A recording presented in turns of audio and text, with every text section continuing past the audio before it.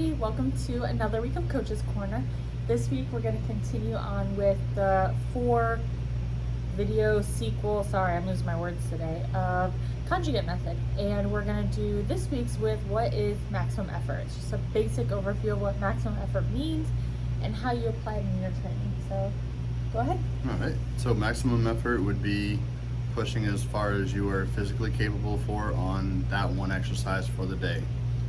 It doesn't necessarily have to be your PR, but as long as you're pushing as far as you can safely within regards to how much weight it actually is. So if you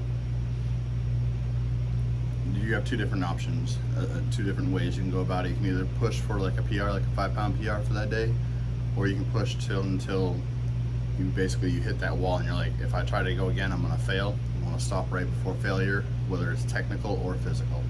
Okay. One of the things I think we've seen with a lot of athletes is they equate maximum effort with 1 rep max, like breaking a 1 rep max. Yes. How does that compare?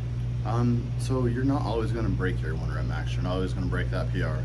Sometimes you may be feeling really, really beat up and you just wanna take that quick win. So you choose a good exercise and say, you know that you can safely do a set of 3 reps, right? Work up to your 3 rep max. That's the maximum effort for the day. You're pushing all your effort into that. You're not just trying to do 100 sets or 100 reps. It's that maximum effort for roughly 1 to 5 reps tops. Prefer to be kept into the 3 rep range, and anything over 5 reps is not a maximum effort. Because you've always got more that you could have pushed. So you want to try to find that grinder that you can get just before that failure. Okay, and I think from the mental skills side of things, when we look at the difference between a 1 rep max versus maximum effort day, it's knowing that yes, sometimes you might beat your 1 rep max. You might be at a point in your training that you are coming over that point. But the other thing is to remind yourself that when we compete in competition for whatever the sport is, generally we prepared our bodies the best way possible for it to be at its maximum capability. So if in powerlifting, we know I'm competing on this Saturday, my whole focus of that day should be, most cases it is, powerlifting and that competition. I know the day before I'm going to make sure I get sleep, drink enough water, stretch, mobility, whatever it is that you do, so your body is perfectly primed to compete the next day. Whereas on maximum effort days, because we do them weekly, this isn't always the case. We have other things that we have to do that require us to maybe not be at our 100% best.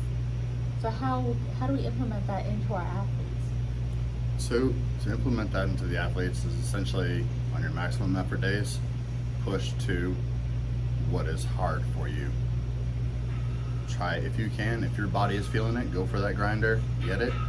If your body's not feeling it, call it at whatever feels the best. That was your maximum for the day. It doesn't have to be your absolute best. It doesn't have to be, a PR every time. It's ideal to get the PR, but it's not required.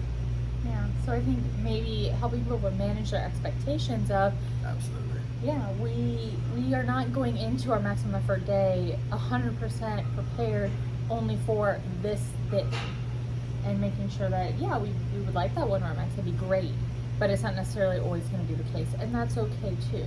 Make note of what changed. Maybe you didn't get as much sleep, maybe you're stressed, maybe you started a new job, and make those changes and make note of them so that the next time you know that might interfere with your 1 rep max as well. Yep, that's the best way to do it. Just go in there, put your all out effort into it, and if your all out effort is 40, 50, even 100 pounds off your max, as long as it was the maximum effort for that day. It's not the maximum amount, but the maximum effort. So if I'm feeling all tired, shaky, cranky, can't focus, all my technique, everything is off, right? And I go up there and my max is 220 pounds and I'm only able to hit 100. If I've pushed myself to hit that 100 for that day, then that is my maximum effort, and I can walk away feeling good knowing that I did everything within my power that day to reach that goal. And that doesn't mean you're not getting the training that you need either, because maximum effort requires you to push to that point. Yep. So you may have a really good day. You may have had some nice fattening cheesecake the day prior, and you got all sorts of energy, and you're just ready to go to town, right? You may break a PR that day. 3 weeks later when you go to test it, you may have been pulling a 12-hour shift and just gotten off work and been like, this is the only time I can train. You come in and you push and push and push, and eventually you're like, you know what, this is not happening today. There's no further that I want to go, and take that chance. That was your maximum effort. Your body will recognize that you're pushing it and that you're struggling and changing, and your body will have to adapt to that. That's the whole point of it. Yeah, and I think too, one of the things where I've struggled with, when I used to think, oh, it has to be my 1 rep max every time, was noticing that, okay, I didn't get near my 1 rep max, but I did see positive changes. So going back through the video, noticing, oh, this didn't look as hard as the last one. It didn't feel as hard, or it looked better. I stayed more upright. Depending on the exercise, can really help you get past that block of, oh, dang, I didn't hit my last max effort 1 rep max. I must be stalling.